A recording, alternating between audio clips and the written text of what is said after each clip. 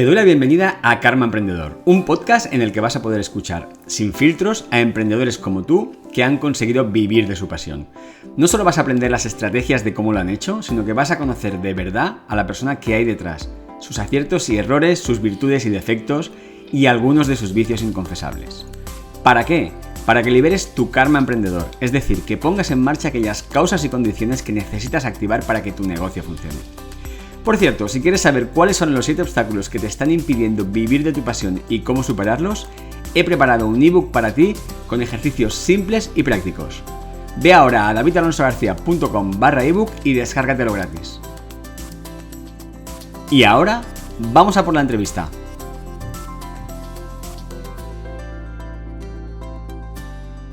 Perfecto, Julián. Bueno, pues en primer lugar, bienvenido al podcast. Muchas gracias Y muchas gracias por tu tiempo. por este ratillo que vamos a echar. Muy bien. Oye, la primera pregunta que suelo hacer siempre que me gusta es, ¿quién es en realidad Julián Romero? Pues es una pregunta que aunque parece como muy típica, pero cuesta cuando te la tienes que hacer, ¿eh? Y definirte a ti mismo.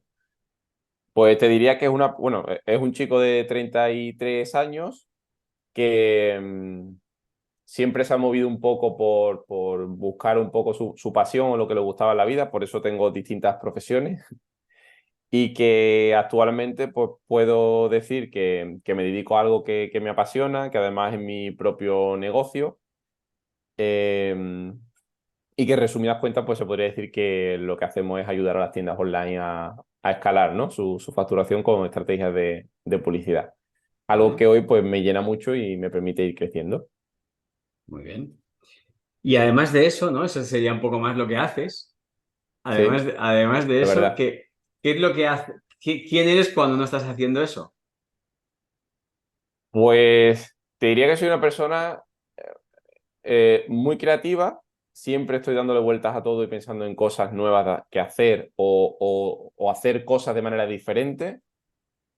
Eh, Soy una persona que también de alguna forma siempre ha estado muy marcada por sus valores y por lo que piensa, o sea, en el sentido de que nunca he tenido problema, de hecho me ha pasado de siempre, desde pequeño, nunca he tenido problema de decir una opinión que no era la que era políticamente correcta, si yo sentía que era lo que pensaba y que era mi verdad, por así decirlo.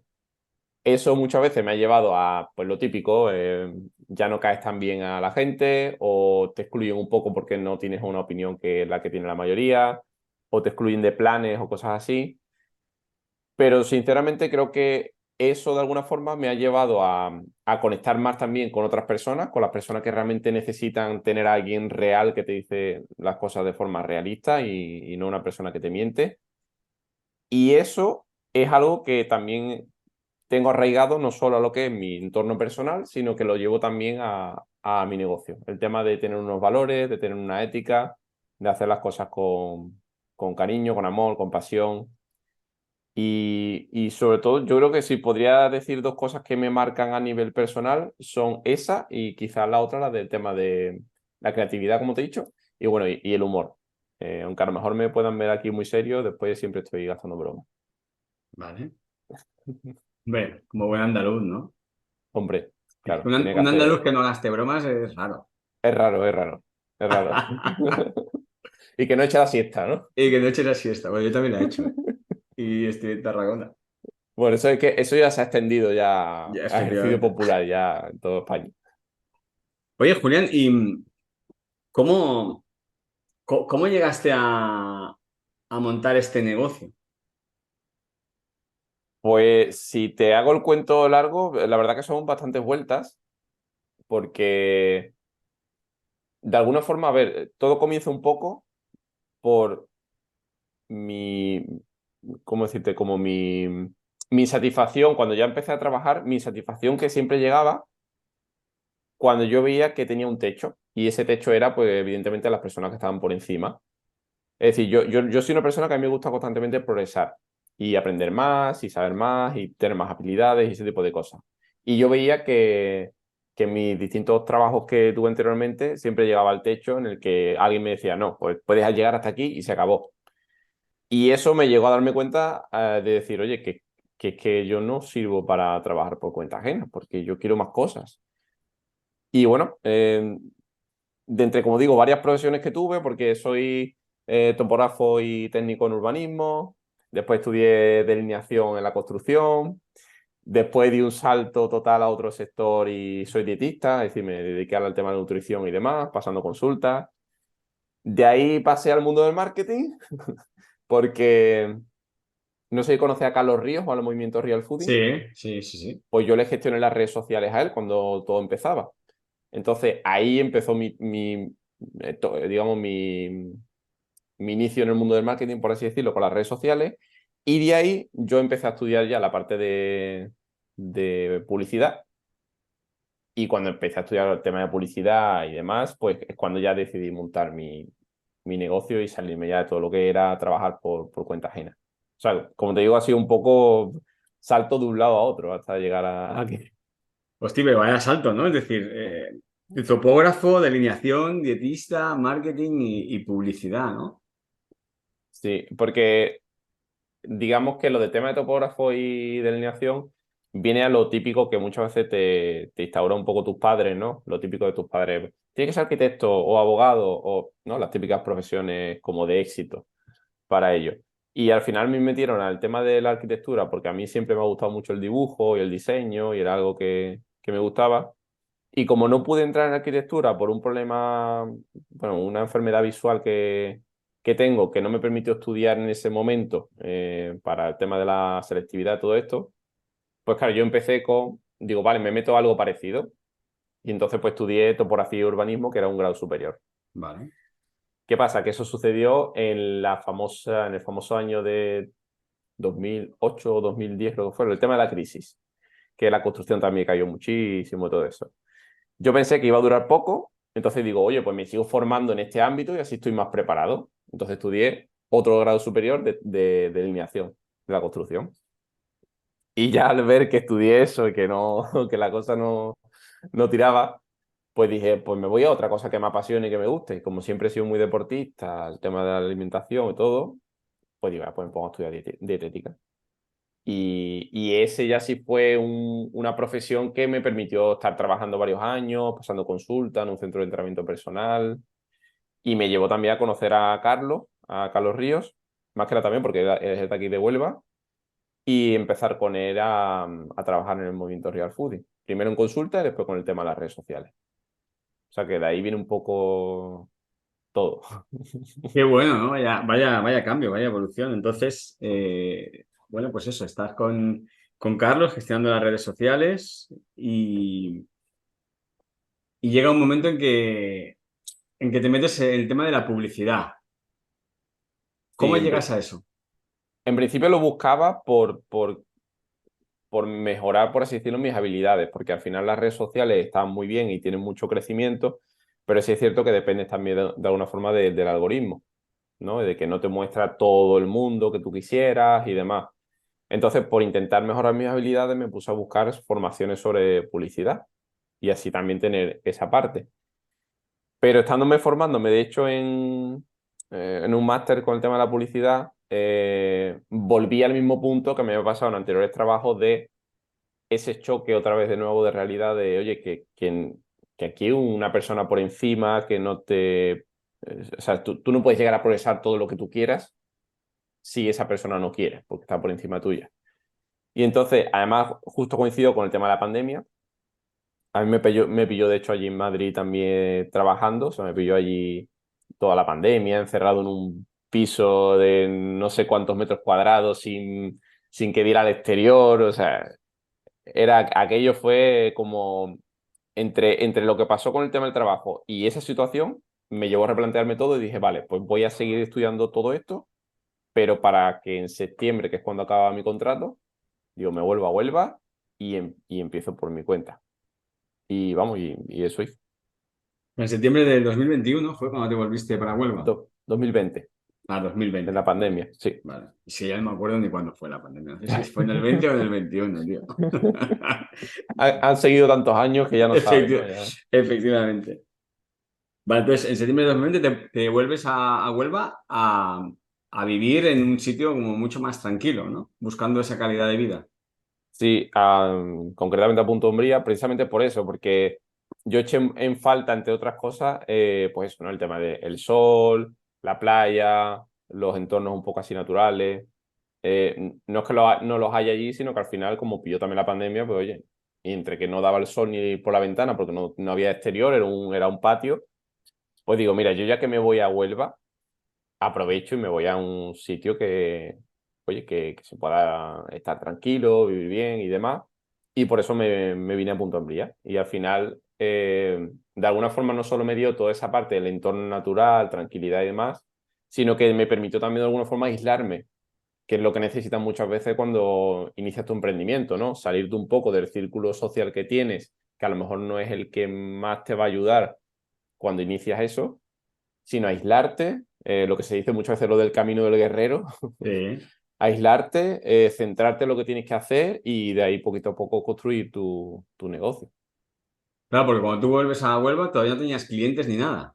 ¿O sí? Cuando vine a Huelva, creo que si acaso tenía uno o así. ¿Vale? Ya tenías un cliente, Eh, ya estabas dado de alta como autónomo, o sea, ya habías empezado legalmente con tu negocio, todavía no. no, porque tenía un solo cliente y ese cliente realmente lo que me pagaba era muy poco como para... Es decir, prácticamente si yo me daba de alta autónomo, casi que lo que pagaba de autónomo se iba por lo que me pagaba el cliente, Claro. ¿sabes? Y de hecho recuerdo que en agosto, claro, yo digamos, yo tenía contrato con el anterior trabajo hasta septiembre.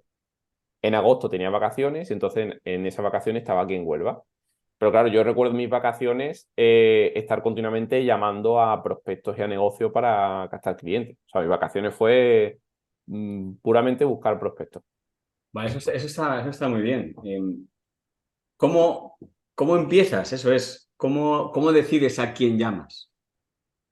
Pues, a ver, en la formación nos comentaban de empezar primero por los negocios locales, más que nada también porque quizás habían sido también los más afectados por la pandemia. Y entonces la parte online pues le podía venir muy bien, ¿no? Ayudarle a captar clientes de manera online.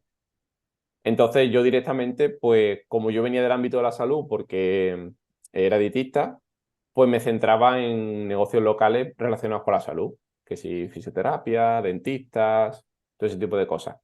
Entonces yo iba mirando qué tipo de negocio de ese tipo había cercano y o bien llamaba o bien me presentaba allí para ofrecerme. ¿Y cuántos nos tuviste que escuchar? Yo recuerdo que teníamos como una especie de llamadas de apoyo dentro de la formación que era precisamente para eso, ¿no? Para el tema de cuando estás captando y demás, pues oye, contar un poco tu experiencia o a lo mejor que alguien te ayudara con ciertos tips, ¿no? De cara a las llamadas, lo que sea. Y recuerdo que sacamos de allí un mantra que decíamos en plan tipo, cada no me acerca más al sí. O sea, ya como sacar un aspecto motivante de cada no que recibía, ¿no? Era como que otro no, ostras, pues ya estoy más cerca del sí. Otro no, o Claro. sea, más cerca todavía del sí. Así. Ya llegamos a sacar hasta eso. ¿Y cuántas visitas tuviste que hacer y cuánto tiempo pasó hasta que conseguiste tu primer cliente? Pues, a ver, yo recuerdo el mes entero de agosto de vacaciones estando haciendo eso y creo que no saqué de hecho ningún cliente.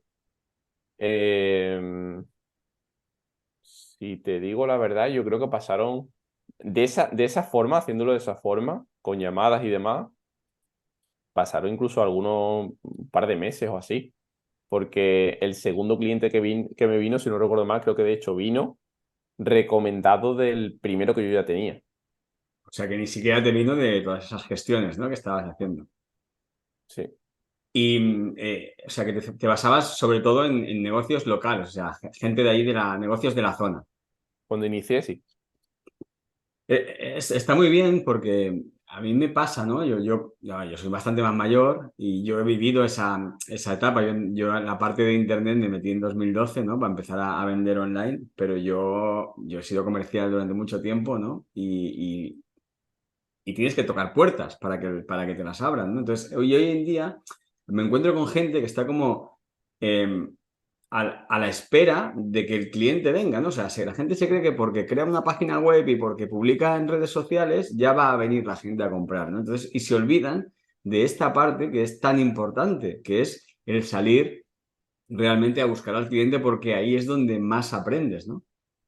Totalmente. Vamos, de hecho, eh, yo ahora mismo creo que si yo tuviera que hacer exactamente lo mismo que en aquel entonces, me costaría más trabajo. Es decir, yo a veces me planteo y digo, ostras, que yo hice eso, ¿sabes? Que si yo a lo mejor lo tuviera que hacer ahora, me costaría mucho más.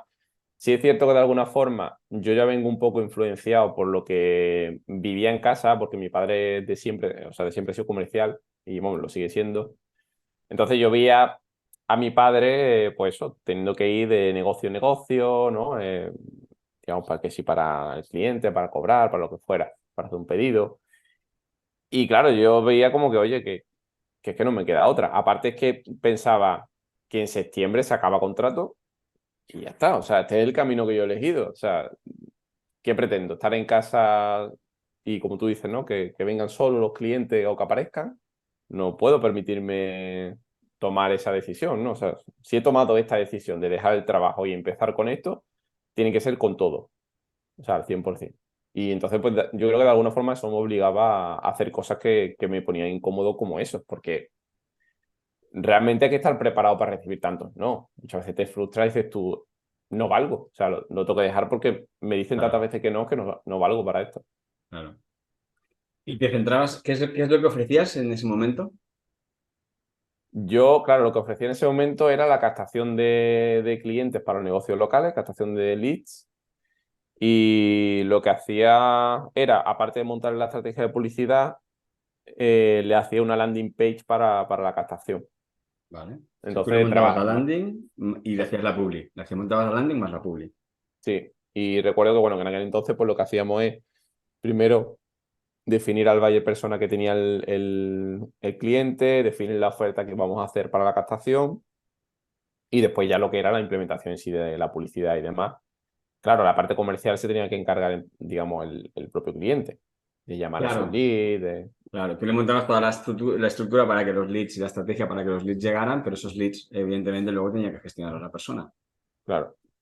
Y de hecho, muchas veces sucedía, vamos, yo recuerdo de hecho el primer cliente que tuve, que pues le llevé, no sé si fueron 30 y pico de personas y solo compró uno. Y al final también te frustras porque sí es verdad que muchas veces los propios negocios, o sea, los dueños de los negocios son muy buenos dando sus servicios, pero ellos no saben vender.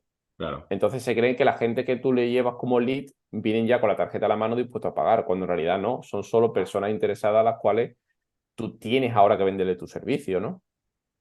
Y eso también te frustraba porque decías, joder, he hecho todo el trabajo, he conseguido esos leads para que pueda tener más clientes, pero si fallaba la parte comercial que le tocaba a él, adiós. claro. ¿Y qué negocios fueron tus primeros clientes? ¿Qué tipo de negocios eran? Algunos eran fisioterapeutas, otros, que recuerda, bueno, centro de entrenamiento personal también. Eran, casi todos eran fisioterapeutas, centro de entrenamiento personal y hubo alguno también de estética, de tema Vale. de eh, tratamientos estéticos, digamos, para la piel y ese tipo de cosas. Es curioso, ¿no? Porque al final, en este caso eran todos gente que se dedicaba a vender servicios, Sí, ¿no?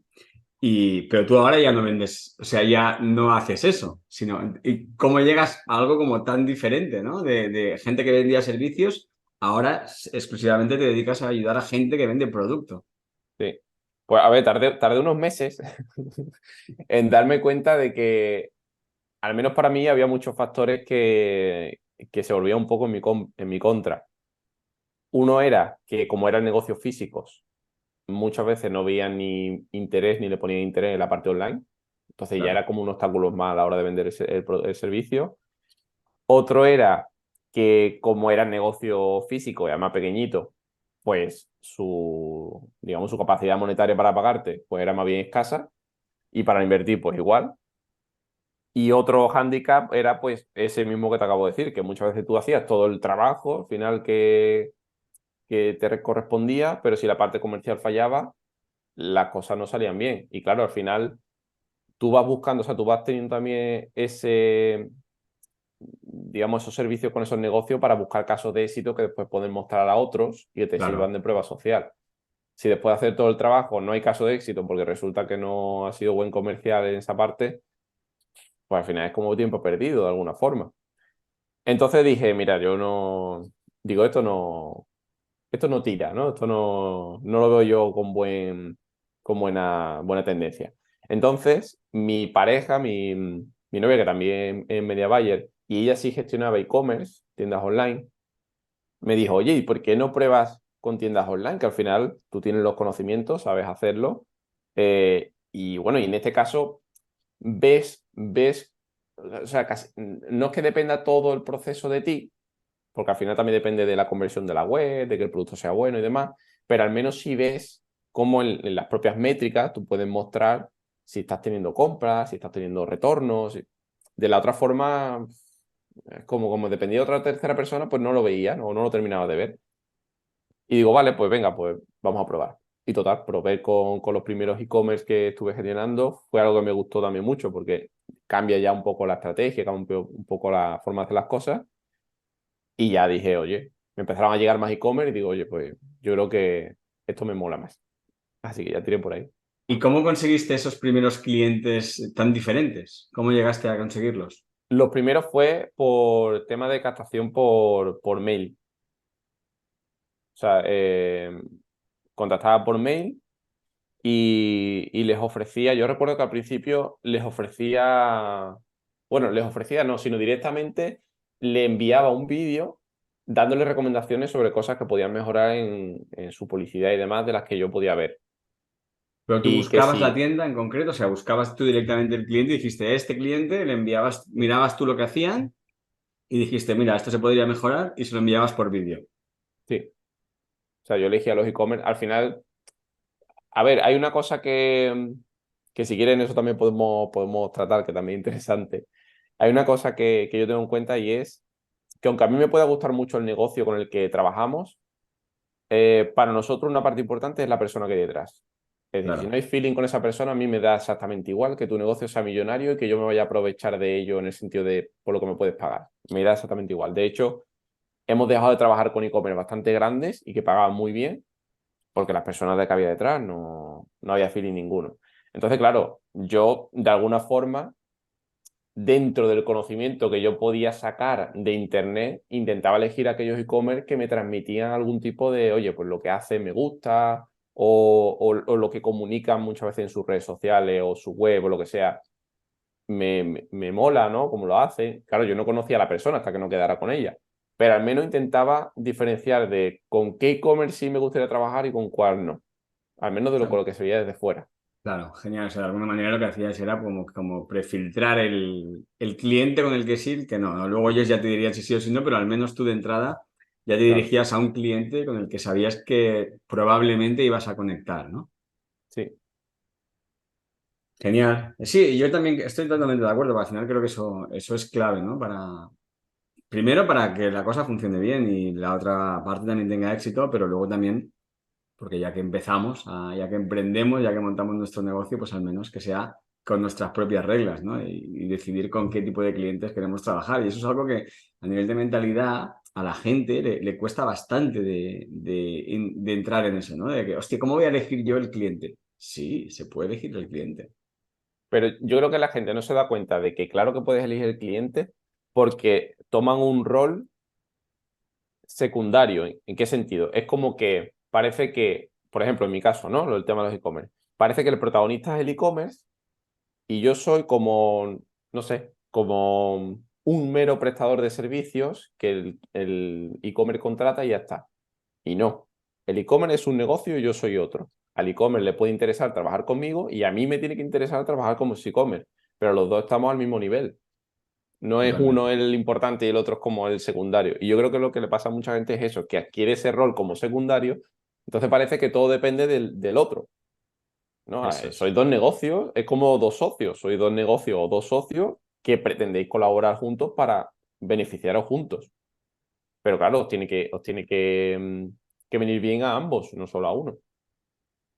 Claro. Y bueno, y quizá hay gente que está escuchando esta entrevista y que a lo mejor, pues, hay gente más del mundo digital, pero también hay gente a lo mejor que no entiende tanto del mundo digital, ¿no? Entonces, bueno, cuéntanos un poco cómo es el día a día de un trafficker, es decir, en qué consiste realmente el trabajo de un trafficker.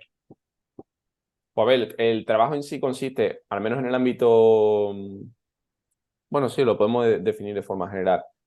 Consiste prácticamente en llevar un volumen de tráfico de personas desde el mundo online, ya sea de las propias redes sociales o de Google o de, no sé, de YouTube, ¿vale? Es decir, de los entornos y redes sociales y buscadores como Google, llevar a todo ese tráfico hacia un objetivo concreto que pueda ser una web y ya con el objetivo en sí que se busque, sea que se registre en una web, sea producirse una venta, ¿no? En el caso de un e-commerce, sea, pues no sé, leer un artículo en el caso que quieran llevarse tráfico a un blog.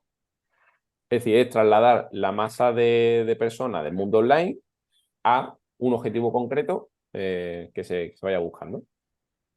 ¿Vale?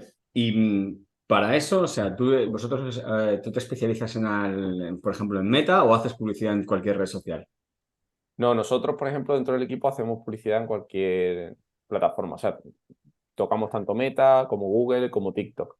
Sí es verdad que, por Vale. ejemplo, yo mi contenido lo enfoco mucho en Meta, pero simplemente por términos de demanda. Es decir, yo veo que la gente busca y mucha información sobre Meta, pues tiro para ahí. Google, Claro. por ejemplo, como es una plataforma que es mucho más antigua que Meta, es como que es una plataforma que quizás de alguna forma es más conocida o no se busca tanta info, tanta información. También la hay, evidentemente, pero tiene mayor demanda, por ejemplo, Meta.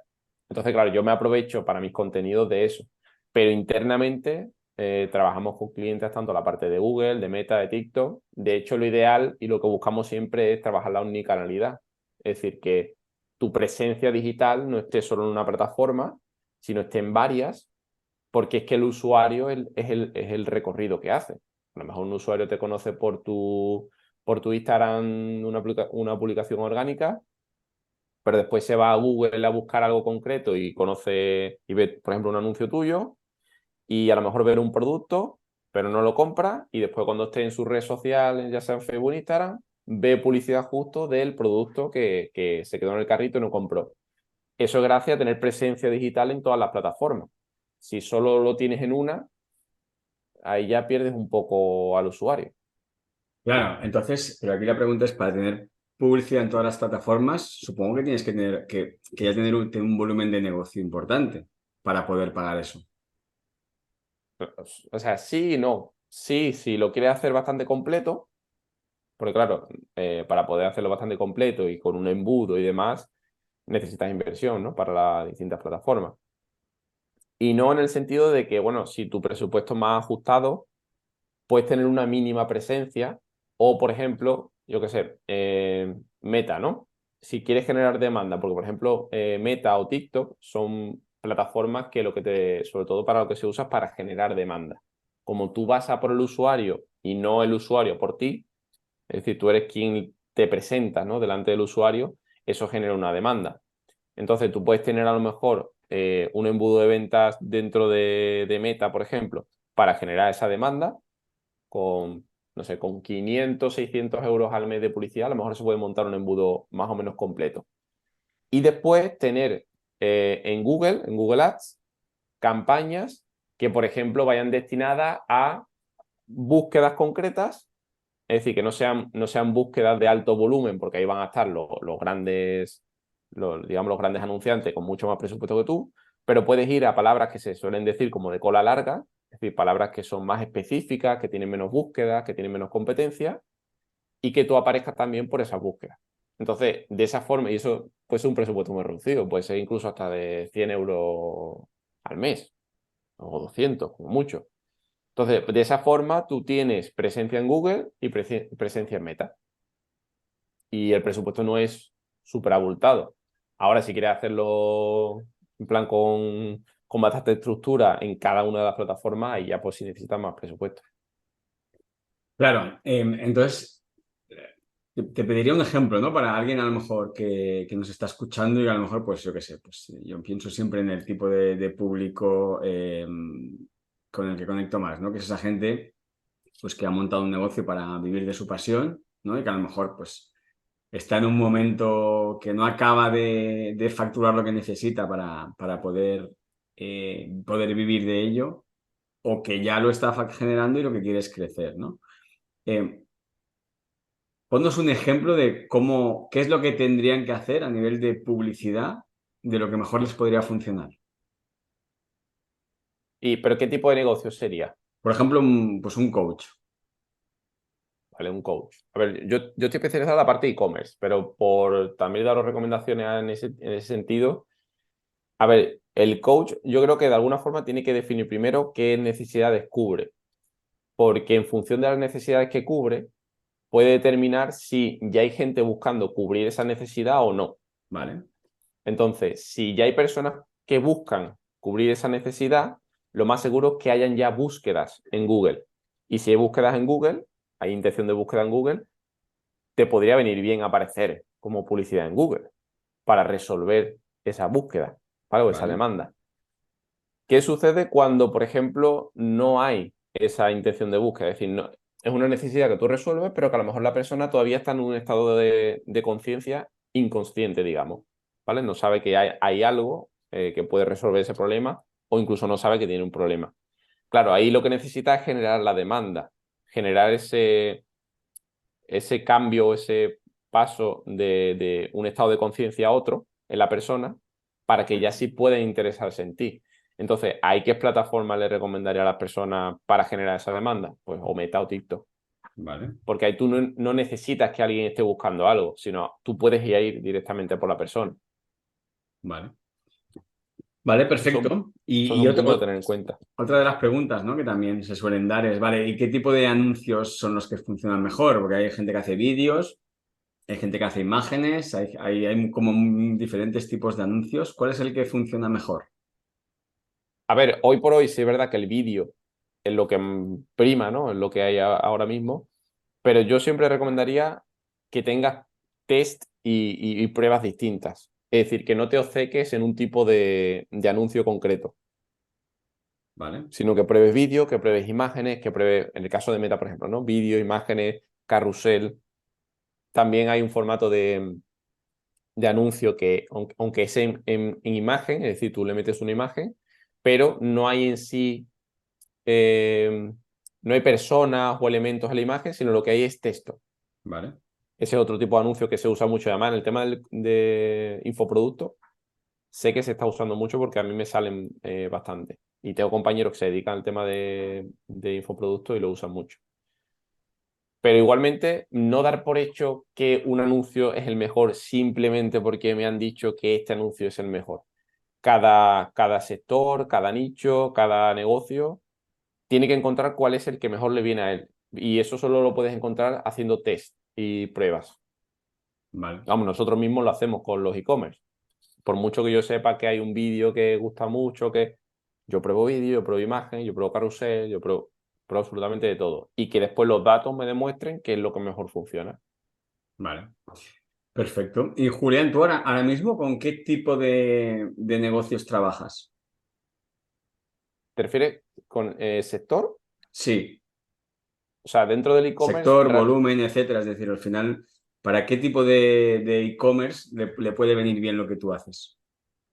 nosotros, a ver, nosotros en cuanto a tipo de sector dentro del e-commerce, o nicho, mejor dicho, dentro del e-commerce, no tenemos un nicho concreto, porque realmente tenemos diferentes nichos o sea, de los e-commerce que gestionamos tenemos diferentes, no tenemos uno que sobresalga de otro. Tenemos tanto el tema de pues, moda, calzado, juguetes, hemos tenido también incluso complementos anti-resaca, Hostia. eh, algunos más así diferentes que tengamos. Bueno, ya después dentro de la moda hay uno que sí es más moda para temas de eventos, otros más para moda casual y demás. Pero realmente no tenemos un nicho definido. Es decir, realmente cualquier e-commerce, digamos, al final nosotros como estudiamos previamente todo lo que abarca el nicho, estudiamos al avatar, estudiamos la propuesta de valor, estudiamos todo, nosotros nos adaptamos a lo que es el e-commerce. Por eso nos da igual un poco el nicho. Lo que sí es cierto que nosotros ahora mismo nos estamos especializando más, como nos dedicamos a la parte del escalado, nos estamos especializando más en la parte del escalado, sí que necesitamos de alguna forma, o mejor dicho, con los e-commerce que sí seleccionamos y con los que sí que llegamos a trabajar son aquellos que ya estén facturando, es decir, que a lo mejor esté facturando como mínimo, yo qué sé, 5.000 al mes o más, para nosotros garantizar de que el e-commerce funciona ya de por sí como negocio. Porque al final muchas veces se piensa que la publicidad es lo único que necesitas para que tu negocio funcione. Y Claro. no. Primero el e-commerce tiene que dar una seguridad de que, oye, lo que vendo a la gente le gusta y lo compran. Eso es una parte importante. Y otra parte importante es la conversión web. Oye, mi web es rápida, activa los gatillos mentales suficientes para que la gente compre y su porcentaje de conversión, por ejemplo, está en un 1% por encima.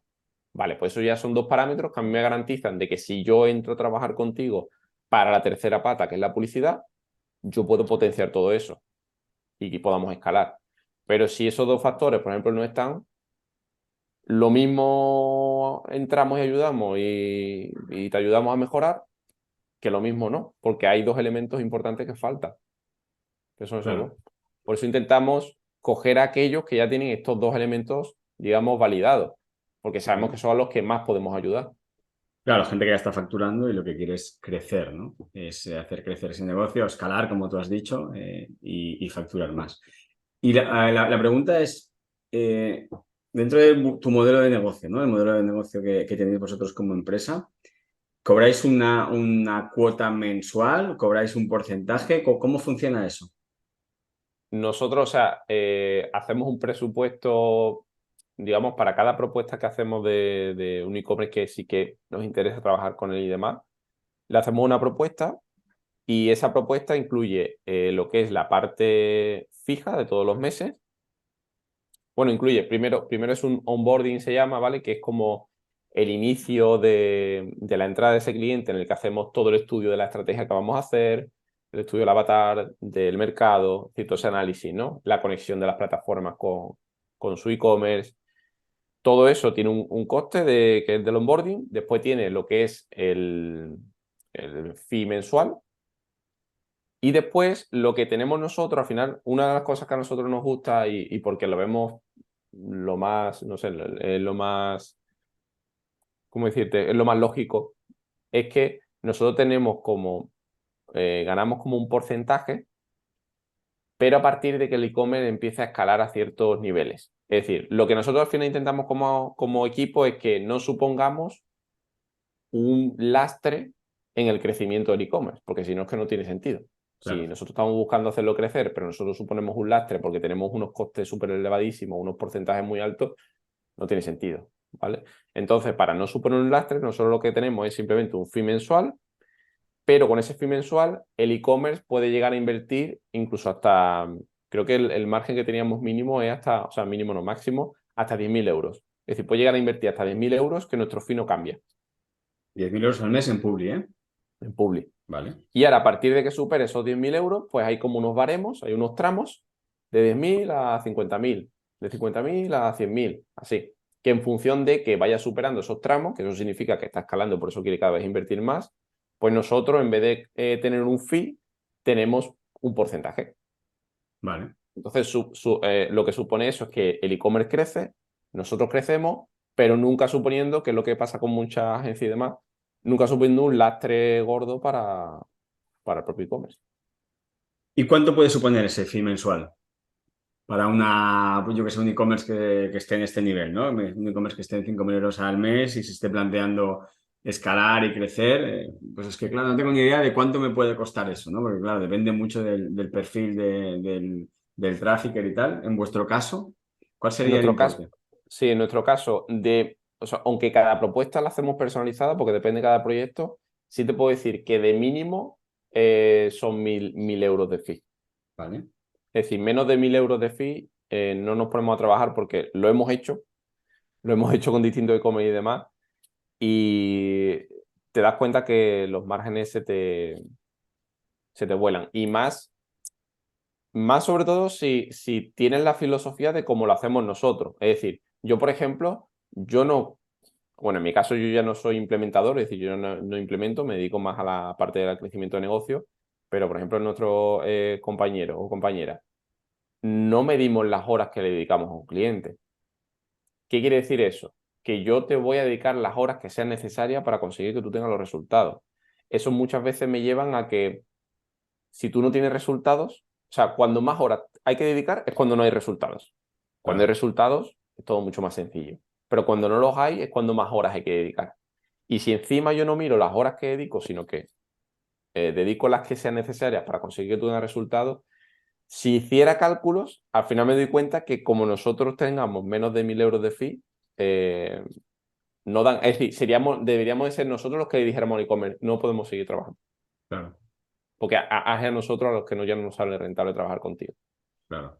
Por eso, al final todo esto forma parte un poco de la experiencia de los tortazos que te vas dando y por eso ahora ya configuramos todo de esta manera, ¿no? Oye, asegurarnos que el producto está validado, que el e-commerce vende, que el e-commerce tiene un porcentaje más o menos decente de conversión de la web, porque así sabemos que tanto el cliente le va a sacar frutos a nuestro trabajo como que nosotros también vamos a poder trabajar sin problemas con ese cliente.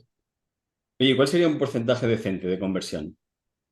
¿De conversión de la web, te refieres? Sí, en un e-commerce. Nosotros miramos que al menos sea de un 1%. ¿Vale? Es decir, al menos que un 1% de la gente que llega a la web compre. Compre. Vale. Menos de eso quiere decir que algo se está haciendo mal, ¿no? Claro que seguramente haya que optimizar la web. Vale, vale. ¿Y la media? ¿Existe una media como estandarizada que, pues mira, un e-commerce de media tiene que convertir un 3%, eso quiere decir que va como un tiro? ¿Te refieres como una media aceptable Sí, o...? una media aceptable de conversión para que tú digas, hostia, este e-commerce ya está, o sea, su web convierte bien, Hombre, para mí, todo el que me llegue que sea más de 2, ya me está diciendo que de un 2%, ya ¿vale? me está diciendo que va bien, vamos. Es decir, que si yo tengo, por ejemplo, ¿no? Alguien que está escuchando esto, que tiene un e-commerce y esté convirtiendo más de un 2%, que quiere decir que tiene un potencial importante de crecimiento y que puede escalar con publicidad. Sí, no quiere decir que el que tenga un 1 no tenga ese potencial, porque al final también depende mucho de, por ejemplo, imagínate un e-commerce de muebles. Claro, la conversión de un e-commerce de muebles seguramente sea menor, porque tú no decides comprar un Claro, mueble la primera vez que entras en una web, ¿no? Entonces, es por nosotros tener unos estándares, ¿vale? Lo del 1%. Pero perfectamente, ya sea el del 2, el del 3 o incluso el del 1, puede tener un potencial escalado en función también de otros factores, como por ejemplo los márgenes de negocio que tiene y demás, que todo eso lo calculamos nosotros incluso antes de trabajar con nadie, para saber si tiene márgenes, eh, ¿cómo se dice? Márgenes saludables. Es decir, al claro, final de su margen va a provenir la inversión en publicidad. Entonces, si resulta que tiene un 10% de margen, o sea, ¿cómo pretendes invertir de ese 10% en publicidad y aparte tener ganancias? Que hay un problema incluso de negocio. Entonces, por eso nosotros, cuando nos llegan los e-commerce, analizamos cada e-commerce eh, y en función de cómo sea ese análisis que hagamos, pues ya decidimos a conocer a la persona, conocer a quién hay detrás, conocer un poco más en profundidad, quedar con ellos y a partir de ahí, si todo va bien, pues hacer una propuesta. Pero digamos que no todo el e-commerce que nos llega tiene acceso a que nosotros le hagamos la propuesta y trabajemos juntos. Porque si detectamos esas fallas a nivel de negocio, lo que sea, no tiene sentido. Es como digo, al final yo me mantengo fiel un poco a mis valores y es como, ¿de qué me sirve por mucho que yo te quiera ayudar, de qué me sirve ponerme a trabajar contigo si yo ya desde ahora, desde este momento, desde antes de trabajar, sé que tu problema no viene de la publicidad, sino viene de otras partes del negocio? claro. Si yo entro a trabajar contigo, te voy a hacer perder tiempo y dinero. Claro, yo creo que esto es una cosa súper importante, Julián, porque y hay mucha gente que no lo entiende. Es decir, al final, tú, cuando quieres hacer crecer o escalar un negocio, en este caso, ¿no? Que es a lo que vosotros ayudáis, tienes que tener unas bases muy sólidas y muy bien construidas, ¿no? Si hay alguna pata de esas bases que falla, es muy difícil que ese negocio pueda escalar, ¿no? Y esto hay gente que no lo entiende, es decir, hay gente que monta negocios cuyas bases no son sólidas y eso provoca que cuando quieran crecer no pueden porque está fallando algo importante en la base, bien sea pues el perfil de cliente, bien sea el producto que estás ofreciendo, bien sea la web no convierte, etcétera, ¿no? Y esto yo estoy totalmente de acuerdo contigo, ¿no? Que es vital poder detectar eso para evitar meterte o dar falsas expectativas a gente que lo que necesita trabajar precisamente antes son otras cosas. Claro. No, de hecho, te sorprendería si te dijera las de veces que le he sacado yo los números a alguien, porque, por ejemplo, a partir de esos números, de su ticket medio, de su porcentaje de margen y y bueno, del objetivo que tenga en cuanto a ventas y demás, yo le puedo sacar cuál es su ROAS break-even, es decir, el ROAS que lo mantiene en punto de equilibrio de que ni gana ni pierde, cuál es el ROAS a partir de cuál es rentable, cuál es el coste por adquisición máximo que se puede permitir, es decir, le saco todos esos números. Claro, pues la mayoría ni los conocía. Claro, Y es como que si no los conoces, ¿cómo estás haciendo publicidad? Si ni siquiera sabes a qué ROAS tienes que llegar, a qué costes por adquisición tienes que llegar. Esa claro. es tu guía literalmente. Totalmente. Y bueno, ahora mismo, Julián, ¿cuántos sois en la empresa? ¿Cómo la tenéis estructurado? Pues mira, ahora mismo somos 3 personas y estamos en vísperas de meter ya también a alguien más porque, digamos, durante el 2023, este año justo, me he dedicado a construir lo que es el proceso interno del equipo, porque hasta mediados de este año yo he estado en la parte de implementación, es decir, yo gestionaba las campañas también y todo. Claro, Pero claro, yo creo que hay un salto importante entre decir, tengo que dejar de estar en la parte de implementación y tengo que enfocarme más en la parte de negocio y meter a otras personas que se dediquen a la parte de implementación. Eso creo que es un salto importante y que incluso a mí, por como yo soy, me ha costado porque he sido siempre del pensamiento de, no, pero es que claro, es que no lo va a hacer igual que yo, ¿no? Porque yo le voy a poner más cariño, le voy a poner más esto, y no lo va a hacer igual que yo y eso va a hacer que el negocio pues, vaya mal porque el cliente no se va a sentir igual de satisfecho, lo que sea. Y el salto ese de decir, oye, que hay que confiar, que si no vas a estar toda tu vida limitado a tu tiempo y a ti, y tienes que dejar que vengan otras personas que lo van a hacer igual que tú o incluso mejor. claro. Entonces, en ese paso me he encontrado este año y además también de construir todos los procesos internos para que cualquiera que entre sepa cómo queremos que se hagan las cosas. Y por eso digamos, todavía esa etapa en la que ahora, cuando está empezando a entrar ya gente en el equipo, o más gente en el equipo, porque he tenido primero que construir lo que quería que se encontraran dentro.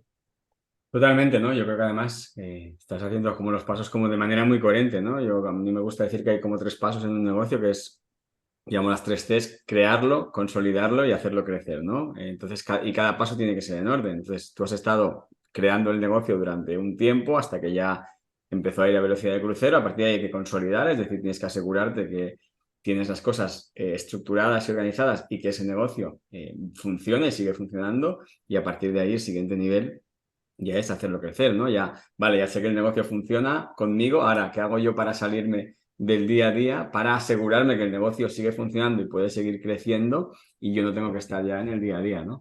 Y es lo que te digo, muchas veces también la gente se equivoca en eso, es decir, la gente quiere escalar o quiere hacer crecer el negocio antes de consolidarlo.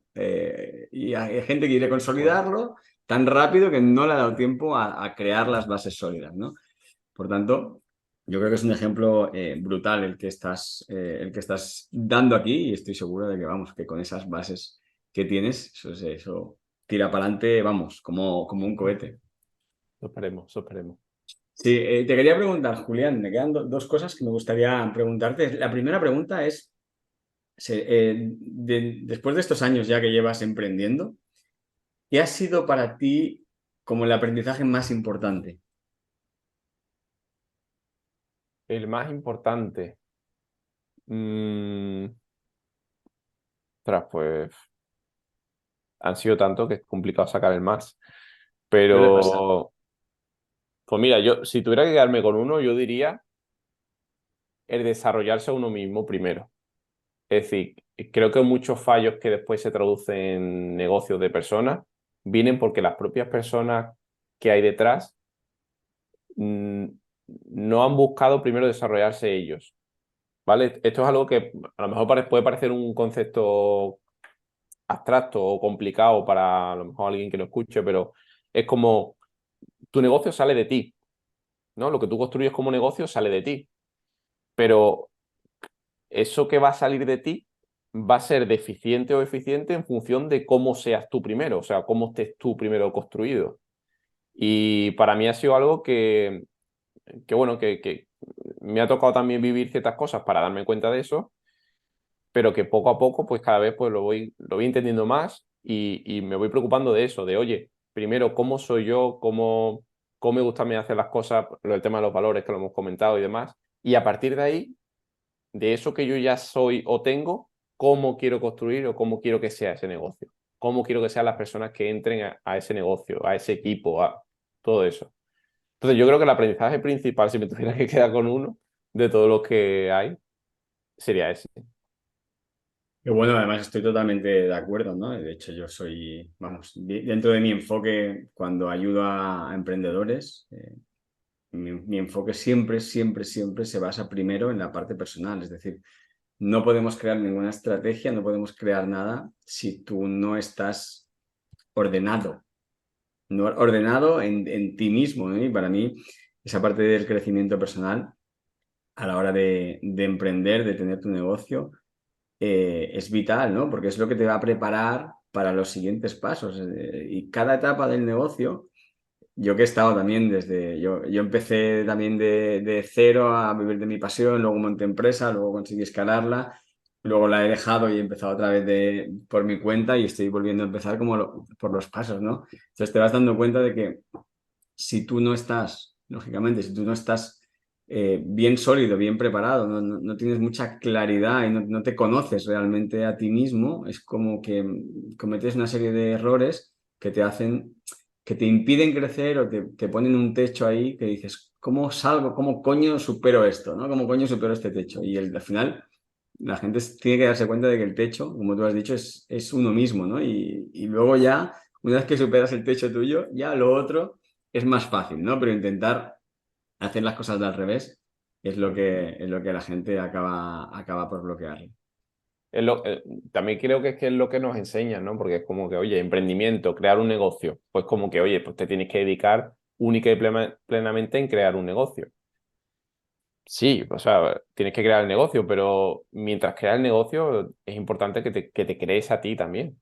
O sea, al Totalmente. final, eso que dicen de... que había, es que no recuerdo muy bien, pero había como una especie de historia, ¿no? Que decía, oye, pues yo quiero conseguir tantas cosas como tal persona. Dice, vale, si me haces una descripción de ti, ¿cuánto te parece a esa persona? Otra, pues Claro, muy poco. Pues primero tienes que parecerte a esa persona y quizás podrás tener todo lo que tiene ellos. Entonces, creo que eso ya resume mucho el hecho de, tienes que trabajar primero en ti. Por ejemplo, con el tema de los obstáculos. ¿Cuántos obstáculos te vas a encontrar en el emprendimiento? Te vas a encontrar la tira. Pero si tú mentalmente, cada vez que tienes un obstáculo, incluso en tu vida personal, te hundes, o sea, lo vas a pasar muy jodido en cada obstáculo que tengas en el emprendimiento. Por eso digo al final lo de tienes que trabajar primero en ti para tu ser esa persona que quieres ser y tener las habilidades que tienes que tener ya incluso a nivel tuyo, personal, y eso lo trasladarás al negocio. totalmente. Totalmente de acuerdo, no puedo estar mal de acuerdo con esto.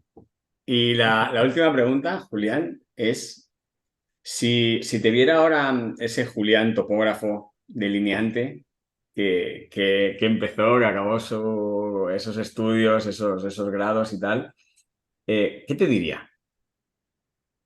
Pues yo creo que no se lo creería. No se lo creería porque, o sea, como todo el mundo, yo tengo también que vivir mis batallas internas, como quien dice, ¿no? Y yo recuerdo que una de las cosas que yo pensaba cuando a lo mejor no estaba bien el trabajo, decía, es que yo quiero más cosas, yo quiero progresar, yo quiero... Y pensaba en decir, oye, si monto algo por mi cuenta, así. Una de las primeras cosas que me decía a mí mismo es, no, es que yo no voy a ser capaz de hacer eso. Yo necesito tener a alguien encima mía, si no, no soy capaz de ser productivo y de conseguir cosas y demás. Entonces, por eso digo que no se lo creería porque seguramente en aquel entonces, bueno, seguramente no, en aquel entonces mi pensamiento iba más en que, mm, pues eso, tenía que trabajar para alguien para poder conseguir cosas, que por mi cuenta no iba a ser capaz. Y eso ha sido un trabajo que he tenido que hacer en mí, incluso demostrándomelo día a día, ¿no? Porque es como que si tú no te centras y te dices a ti mismo, oye, pero tú dices que no eres capaz de conseguir cosas, pero si echas la vista atrás, consigo esto, y has conseguido esto, y has conseguido esto. Es como que te tienes que autoconvencer a ti, ¿no? Incluso con datos. Claro. Para salir de ese pensamiento y decir, ostras, verdad, es que esto ya no tengo ni que pensarlo porque es que es mentira. Claro. Entonces, pues yo creo que directamente lo que me diría es que no se lo cree, que sea la misma persona. Efectivamente, yo creo que también has dado la clave, ¿no? Pero al final, porque es que no eres la misma persona, ¿no? Cuando tú vas evolucionando, al final, yo creo también en cualquier emprendedor que quiere llegar a un punto concreto, como tú has dicho, tiene que transformarse en esa persona, ¿no? Tienes que ser la persona que tiene esas capacidades, habilidades, esas creencias, esos valores, esa manera de pensar, esa manera de funcionar, y a partir de que te conviertes en esa persona, entonces lo otro va a venir, ¿no? Pero lo primero es convertirte en esa persona, ¿no? Como tú dices, si te viera ahora y diré, hostia, ¿quién es este Julián?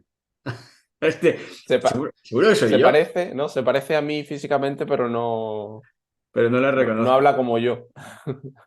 Qué bueno, tío. Oye, Julián, pues muchísimas gracias por todo, muchísimas gracias por Nada, este gracias a ti. tiempo. Y te quería preguntar, la gente aquella que quiera seguirte, que quiera saber lo que haces, que le interese todo este tema del e-commerce, de la publicidad, ¿dónde puede encontrarte?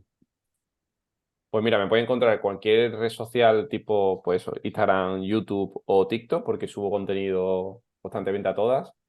Por Julián Romero o por el nombre que tenemos de equipo, que es e-commerce ads team, ¿vale? De equipo de publicidad para e-commerce.